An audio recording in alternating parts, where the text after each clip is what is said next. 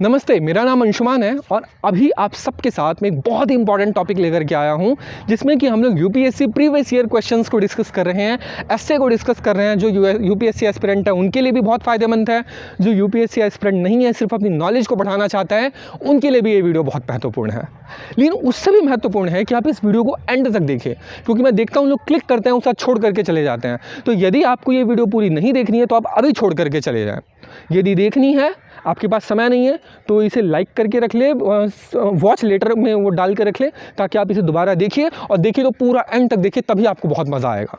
अब बिना किसी देरी करते हुए इस वीडियो को शुरू करते हैं। आज का जो हम लोगों ने टॉपिक लिया है वो है history repeats itself, first as a tragedy then as a farce. अर्थात इतिहास स्वयं को दोहराती है, पहली बार त्रासदी के रूप में और दूसरी बार प्रहसन के रूप में।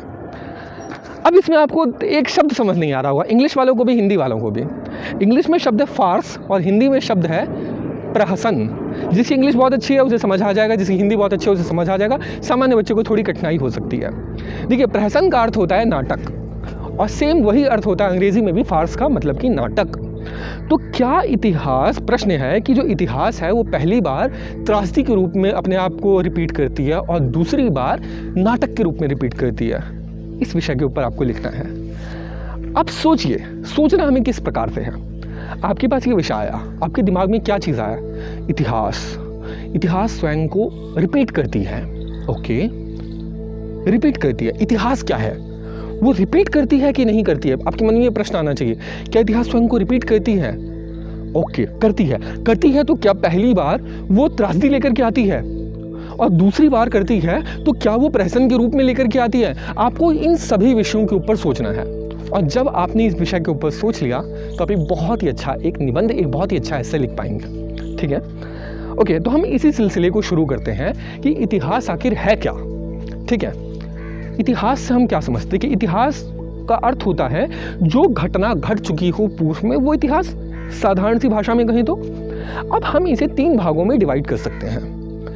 पहला भाग जो हम सबके सब मानते हैं, हम सब पढ़ते हैं, वो है रिकॉग्नाइज्ड हिस्ट्री, जो कि आर्कियोलॉजिकल फैक्ट्स के ऊपर डिपेंड है, जो कि बाकी सारे उनके साक्ष्य अवेलेबल है हमारे पास। वो जो हिस्ट्री है उसे हम लोग हिस्ट्री कहते हैं। ठीक है, जैसे कि हम लोग चंद्रगुप्त के बारे में पढ़ते हैं, हम लोग इंडिया के फ्रीडम स्ट्रगल के बारे में पढ़ते हैं, हम लोग चाइनीज़ एम्पायर के बारे में पढ़ते हैं, हम लोग और डिफरेंट सिविलाइजेशंस के बारे में, हड़प्पन कल्चर के बारे में पढ़ते हैं। तो ये सब जो है, ये सब रिकॉर्डेड हिस्ट्री है, इन सब की एविडेंस है हमारे पास।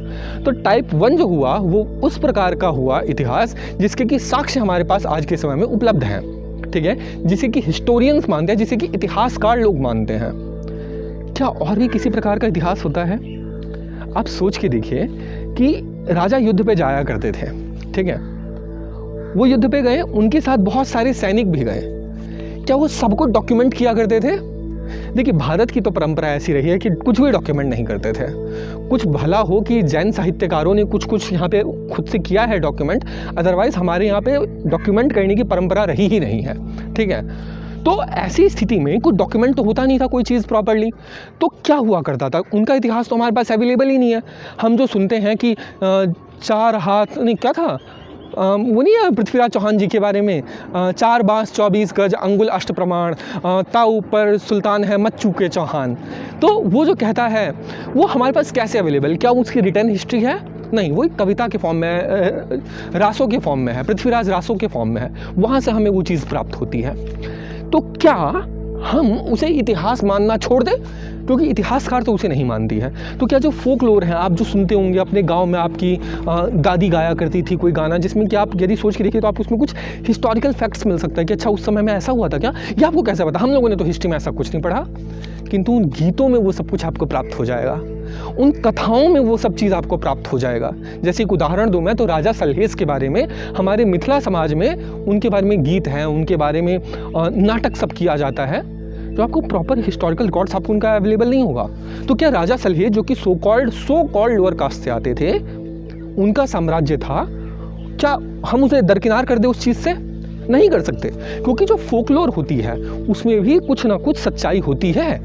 माना कि उसमें कुछ थोड़ा बढ़ा चढ़ा के लिखा हो सकता है, किंतु हिस्टोरिकल रिकॉर्ड्स वो भी होती है। ठीक, मेरे अनुसार आप इसे डिसएग्री कर सकते हैं, किंतु ये आप यदि मेंशन करेंगे तो आपके लिए थोड़ा बेनिफिशियल होगा। तीसरी एक चीज़, इंपॉर्टेंट चीज़, हम लोगों ने बात की कि कोई फिगर से, एक हिस्टोरिकल फिगर के बारे में, ठीक है, हमने बात की राजाओं और राजाओं के बारे में, उसके बाद बात की कोई छोटे मोटे राजा जिनके के पास साक्ष्य उपलब्ध नहीं है हमारे पास। यदि मैं आपसे कहूँ क्या आपके पूर्वजों का इतिहास आपके पास है, आप कहेंगे कि हाँ मैं ब्राह्मण हूँ, मेरे पास ब्राह्मणों का इतिहास है, हम इतने सारे ब्राह्मण हुए थे, उन्होंने ये किया वो किया।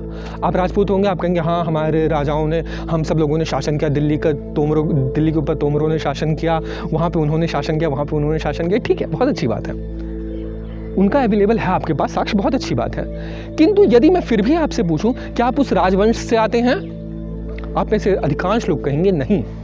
यदि मैं आपसे कहूं क्या आप रावण के वंशज हैं, आप में से अधिकांश लोग कहेंगे नहीं।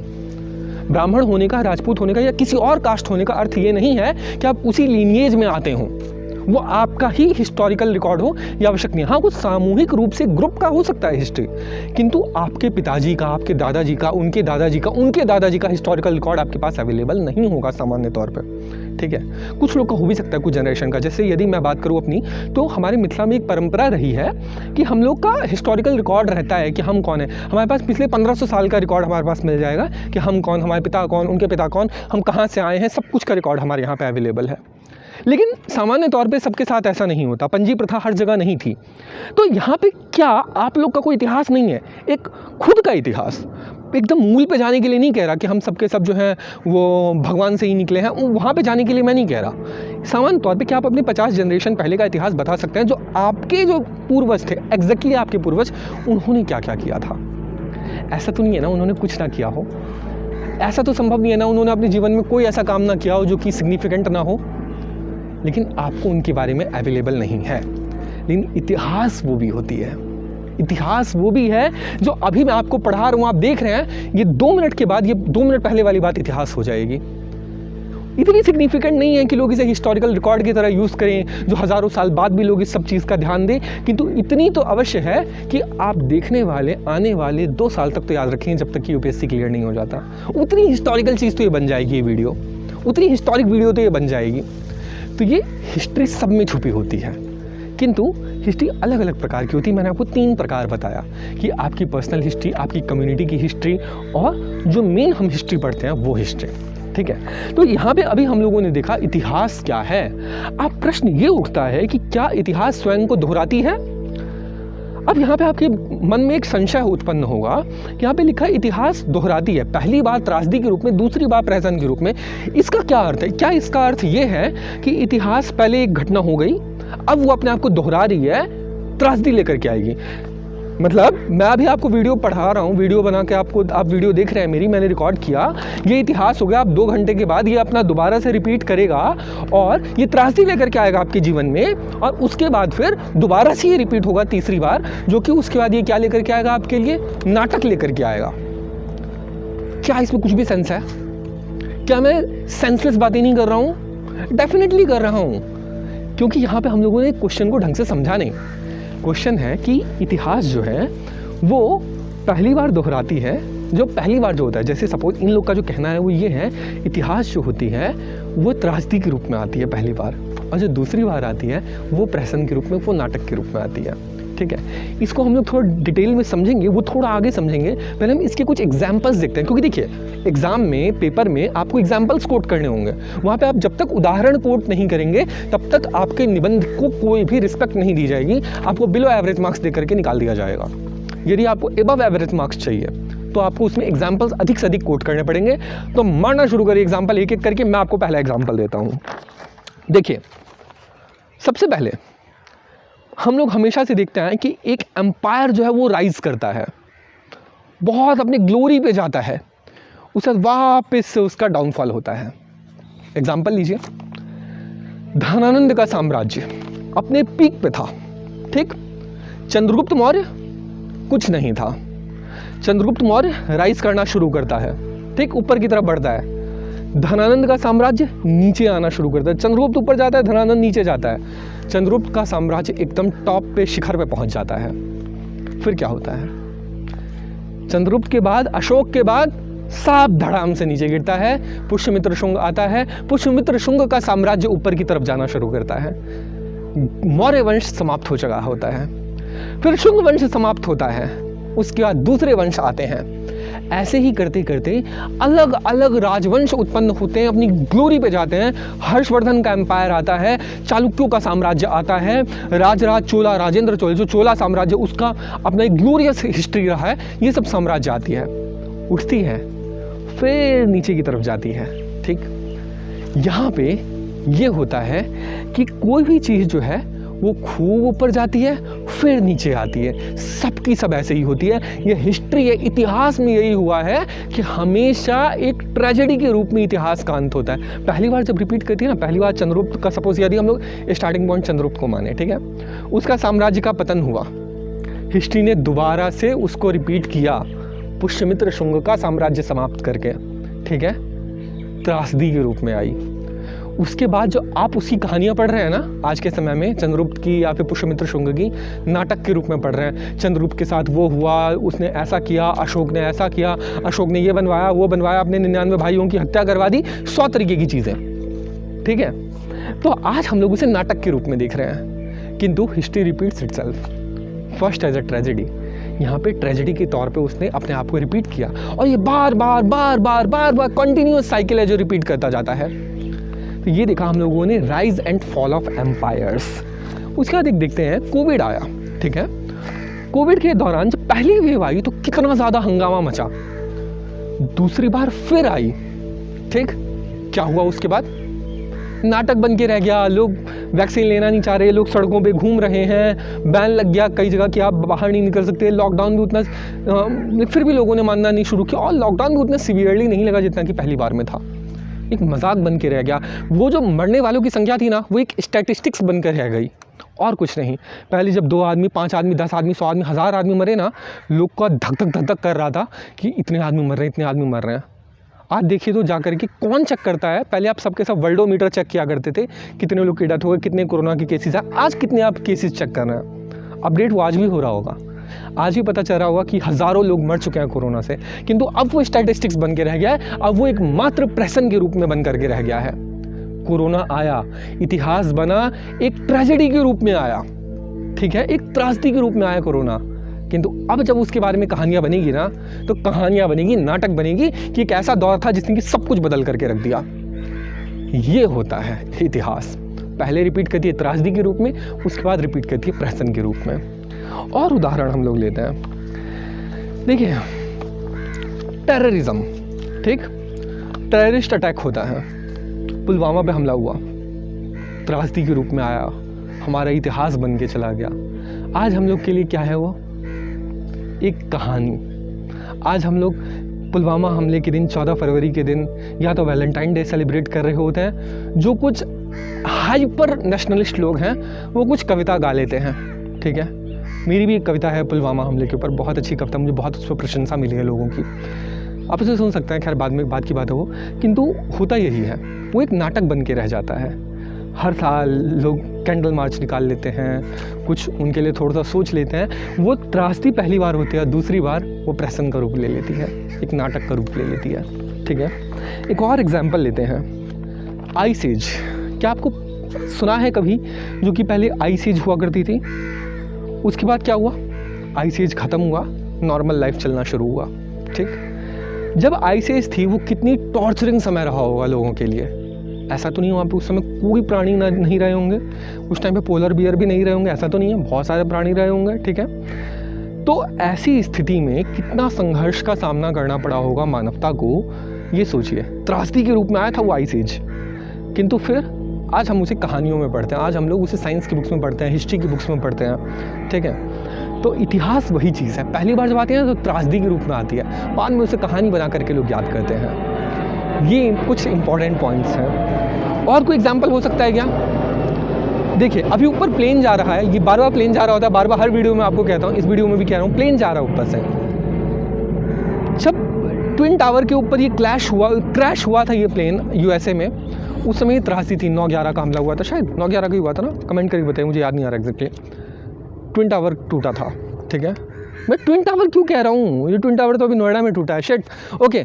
जो अमेरिका का जो वहाँ पे जो क्रैश हुआ था, ठीक है, आतंकवादी हमला जो हुआ था, उसके बाद ट्विन टावर नहीं, सॉरी, तो वो जो है एक विभत्स घटना थी, एक विभत्स इतिहास के रूप में एक त्रासदी लेकर के आया, किंतु आज क्या है, हम उसे पढ़ रहे हैं। देखिए मुझे याद भी नहीं आ रहा था अभी कि क्या नाम है उसका। तो वो चीज़ है कि इतिहास होती है पहली बार त्रासदी के रूप में, उसके बाद फिर इतिहास दोहराया जाता है। हम बार बार चर्चा करते हैं कि कैसे यूएसए के ऊपर हमला कर दिया गया था, प्लेन को उड़ा दिया गया था। हम ऐसी कितनी सारी इतिहासों का वर्णन करते हैं, लेकिन सबका सब कहानी रूप में मात्र। जब होता है तब तो त्रासदी होती है। ठीक है, बाढ़ आती है आपके गाँव में, बाढ़ आती है, आप घर तबाह होता है, बहुत लोग मारे जाते हैं। उसके बाद आप चर्चा करते हैं मेरे सगे संबंधी वहाँ रहा करते थे, उस समय बाढ़ आई थी, उस बाढ़ में वो सबके सब दह गए, कोई नहीं बचा। त्रासदी जब आई इतिहास बन गई, उसके पश्चात क्या हुआ, प्रहसन बन के मात्र रह गया। ये कुछ उदाहरण हैं। ठीक है, अब कुछ उदाहरण ऐसे भी जिसमें कि ऐसा प्रतीत होता हो कि इतिहास त्रासदी के रूप में ना आई हो। क्या ऐसा कोई चीज़ है? अब देखिए क्वेश्चन जो कह रखा हुआ है, इतिहास पहली बार त्रासदी के रूप में आती है, दूसरी बार वो प्रहसन के रूप में, किंतु क्या कुछ ऐसा भी है जो इतिहास त्रासदी के रूप में ना आता हो? डेफिनेटली भाई, हर इतिहास ट्रेजेडी नहीं होती है। मैंने अभी आपको कहा आपका जो पर्सनल इतिहास रहा है बहुत अच्छा हो सकता है, आप 10th क्लास में बहुत अच्छे मार्क्स स्कोर किए हो सकते हैं, वो ट्रेजेडी कहाँ से हो गई? 10th में आपके 10 CGPA होंगे, वो त्रासदी हो गई क्या? या अभी आप ये वीडियो देखने के बाद आपका दिमाग खुल रहा हो, क्या वो ट्रेजेडी है? वो ट्रेजेडी नहीं है। इंडिया ने 1983 में वर्ल्ड कप जीता, क्या वो ट्रेजेडी थी? क्रिकेट वर्ल्ड कप जीता था तो, men's cricket world cup, sorry, क्या वो त्रासदी थी? क्या वो ट्रेजेडी थी? बिल्कुल नहीं, वो ट्रेजेडी नहीं थी। वो एक सुनहरा अवसर था जहाँ पे हम सब लोगों ने मिलकर सेलिब्रेट किया, और आज उसके बाद हम उसी ग्लोरी कहानियों के रूप में याद कर करके सुनाते हैं कि कैसे कपिल देव ने और बाकी सारे उस टाइम के क्रिकेटर्स ने हम लोग को जिताया था, सुनील गावस्कर सब ने मिलकर के जिताया था। उसके बाद महेंद्र सिंह धोनी ने जिताया वर्ल्ड कप, क्या वो त्रासदी थी? बिल्कुल नहीं। उस समय वो एक बहुत ही खुशनुमा माहौल था, और आज हम लोग उसे कहानी के तौर पे कर रहे हैं, सुना रहे हैं। तो ये आवश्यक नहीं है कि हमेशा इतिहास स्वयं को त्रासदी के रूप में ही लेकर के आए सबके सामने, ये कतई आवश्यक नहीं है। आप लोगों ने क्रिकेट का एग्जाम्पल देखा, एक और एग्जाम्पल लेते हैं। देखिए हमेशा हमारे इतिहास में जब भी कोई बड़ी समस्या आती है तो एक बड़ा ही सोल्यूशन भी निकल के आता है। हर समय कोई ना कोई एक लीडर आ रहा होता है, एक ऐसा लीडर आता है जो कि इतिहास पूरी बना के चला जाता है। ठीक है, जैसे पिछली शताब्दी में महात्मा गांधी जी जो थे, उनका छाप कितना पड़ा है पूरे संसार पे, हम उसको अपने शब्दों में नहीं बता सकते हैं। उनकी शताब्दी गई, अब लग रहा था कि कौन ऐसा करिश्मेटिक होगा, कोई ऐसा आदमी, कोई ऐसा नेता। नरेंद्र मोदी आ गए, ठीक, नरेंद्र मोदी जाएंगे, फिर कोई ऐसा करिश्मेटिक फिगर आ जाएगा। विवेकानंद जी आ गए, ठीक है, करपात्री स्वामी जी महाराज आ गए। ऐसी अमेजिंग पर्सनैलिटी आती रहती है। क्या ये कोई खराब, या क्या ये कोई ट्रेजेडी के रूप में आते हैं? गांधी जी, अब आप कह सकते हैं कुछ लोग जो कि हाँ गांधी जी से एग्री जो ना करते हो कि नहीं गांधी जी ने देश का बंटवारा कर दिया, उन्होंने ऐसा करवा दिया, वैसा करवा दिया, ठीक है, मैं कह रहा हूँ कि ऐसी पॉसिबिलिटी भी है। अब डिसएग्री कर सकते हैं कि उनका बहुत सारा पॉजिटिव इम्पैक्ट भी रहा है। अब नरेंद्र मोदी से आप एग्री करते हो, डिसएग्री करते हो, उन्होंने बहुत तगड़ा इम्पैक्ट छोड़ा है दुनिया के ऊपर, तो उन्हें दुनिया पॉजिटिवली देख रही है, मेजॉरिटी दुनिया। तो वो चीज़ है कि हमेशा आते रहता है। आप विवेकानंद जी को लीजिए, ठीक है, आप उनमें क्या चीज़ कहेंगे? इतने सारे साधु संत हुए हैं, आप उन्हें क्या कहेंगे? इतिहास आप बार बार दोहराता रहता है, किंतु वो ट्रेजेडी के रूप में नहीं दोहराता है कई बार। मैं ये आपको कहना चाह रहा हूँ, ठीक है। तो यह आपको एग्जाम्पल दिया। एक और एग्जाम्पल लेते हैं, हमारा आइडियोलॉजी और जो थॉट है, ठीक है, जो हमारे आइडियोलॉजीज जो हैं ये बार बार रिपीट होती है, ठीक है, राइज होता है, फॉल होता है, बार बार हम लोग ये देखते हैं। क्या ये ऐसा है जो कि ट्रेजेडी के रूप में आए? आवश्यक नहीं है, ठीक है। और आवश्यक मतलब हो भी सकता है, नहीं भी हो सकता। जैसे कम्युनिज्म का जब राइज हुआ, तो चाइना में कितने लोग की, हज़ारों लोग की वहाँ पे मौत हो गई उसमें, कम्युनिज्म के वजह से। रूस में कितने लोग मारे गए कम्युनिज्म की वजह से, तो त्रासदी के रूप में आया। किंतु आप दूसरा एस्पेक्ट लीजिए, सपोज आप डेमोक्रेसी के नाम लेंगे, क्या डेमोक्रेसी जो है वो त्रासदी के रूप में आया? अब यदि आप डेमोक्रेसी के सपोर्टर हैं तो आप बिल्कुल नहीं कहेंगे। हाँ, यदि आप मोनार्की के सपोर्टर हैं, ऑटोक्रेसी के सपोर्टर हैं, तो डेफिनेटली कह सकते हैं। किंतु यदि आप डेमोक्रेसी के सपोर्टर हैं, आप बिल्कुल नहीं कह सकते कि त्रासदी के रूप में इतिहास बन के आया, ये बिल्कुल नहीं। ये एक बहुत ही ग्लोरियस चैप्टर बन करके आया। तो ऐसी स्थिति में ये इतिहास, ऐसे बहुत सारी चीज़ें होती है जो कि स्वयं को त्रासदी के रूप में उद्भासित नहीं करती, अपितु बहुत ही श्रेष्ठ तरीके से अपने आप को उद्भासित करती है। इसी सिलसिले में अपना एक कंसेप्ट है कर्मफल सिद्धांत। ठीक है, इतिहास स्वयं को बार बार रिपीट करती है एक प्रहसन के तौर पे। कैसे? हम लोग क्या कहते हैं, युगों का कंसेप्ट, सतयुग, त्रेता, द्वापर, कलयुग, फिर से सतयुग, दोबारा से साइक्लिक प्रोसेस। ठीक है, ये साइक्लिक प्रोसेस चलता रहता है। यहाँ पे इतिहास जो है ये पॉजिटिव भी होगा, नेगेटिव भी होगा। राम आएंगे, पॉजिटिव होगा, रावण आएगा, नेगेटिव होगा। ठीक है, लेकिन हमेशा इतिहास दोहराती है, ये चीज़ है। तो यहाँ पे हमें ये समझना होगा। और भी एग्जाम्पल्स आप दे सकते हैं, आप ढूंढ के बताइए, कमेंट कीजिए ये ऐसे और कौन कौन से एग्जाम्पल हो सकते हैं जो कि अपने आप को ट्रेजेडी के रूप में इतिहास देख रही है और अपने आप को एक ग्लोरियस चैप्टर के तौर पे अपने आप को देख रही है। अब बताइए कमेंट करके। ठीक है, तो ये कुछ पॉइंट है जहाँ पे कि हम लोग को सिद्ध होता है कि इतिहास रिपीट तो करती है, प्रहसन के रूप में भी करती है। हम लोगों ने देखा, हम लोग सबकी उनकी गाथाएं गाते हैं। ठीक है, इतने सारे हम लोग आज बस कहानियों में पढ़ते हैं, उनका नाटक चल रहा होता है, मूवीज़ बन रही होती है, बॉलीवुड मूवीज़, हॉलीवुड मूवीज़, और पता नहीं क्या क्या गाने बन रहे होते हैं। ठीक है, लोग कि जीते जी शकीरा के ऊपर गाने बन जाते हैं। तो ऐसी स्थिति में हिस्ट्री अपने आप को रिपीट करती है। आवश्यक नहीं कि त्रासदी के रूप में ही कर रही हो, और प्रहसन के रूप में होता है। अब बात यह है कि यहाँ पे क्या हमेशा ये एक नाटक के तौर पर उद्भासित होती है, नाटक में भी कुछ दूसरा प्रकार होता है? तो देखिए, फार्स का मतलब मखौल भी होता है, मजाक भी होता है। कई बार क्या होता है ना कि इतिहास रिपीट होती है किंतु वो मजाक बन के रह जाती है। जैसे अभी हम लोगों ने एक उदाहरण लिया कि कोविड केस का। कोविड केस में क्या होता है, अब जब दोबारा से सेकंड वेव आया, थर्ड वेव आया, वो चाहे 10th वेव आ जाए, लोग उसे सीरियसली नहीं लेंगे, लोगों ने उसका मजाक बना करके रख दिया है। ठीक है, तो वहाँ पे हिस्ट्री रिपीट तो हो रही है, लेकिन प्रहसन के रूप में, किंतु वो मजाक के रूप में। वो प्रहसन नाटक नहीं है, वो नाटक दूसरे तरीके का नाटक। आप समझ रहे हैं, दूसरा तरीके का नाटक है ऐसा क्या, ये तो नाटक, ये वाली चीज़। ठीक है, लोग उसे सीरियसली नहीं लेते। एक होता है नाटक जो सीरियस लिया, नाटक भी कई प्रकार के होते हैं। सीरियस होता है, हंसने वाला होता है, मजाक वाला होता है, डराने वाला होता है। तो इसमें अलग प्रकार का ये होता है प्रहसन। तो यहाँ पे मजाक उड़ाया जाता है। अब कुछ केस ऐसे होते हैं जहाँ पे हिस्ट्री रिपीट करती है किंतु प्रहसन के रूप में नहीं करती, वो त्रासदी के रूप में करती है। कैसे और उदाहरण हो सकता है? आतंकवादी हमला हुआ, ठीक, पहली बार हुआ, हम उसे रोकने में नाकामयाब रहे, वो दूसरी बार फिर से हुआ, क्या वो प्रहसन होगा या वो भी त्रासदी होगी? बताइए।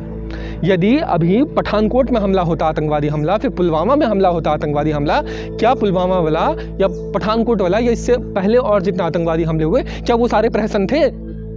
नहीं, वो सब के सब ट्रेजेडी ही थे, त्रासदी ही थी। तो हिस्ट्री अपने आप को रिपीट करती है, यह हम लोगों ने सिद्ध किया।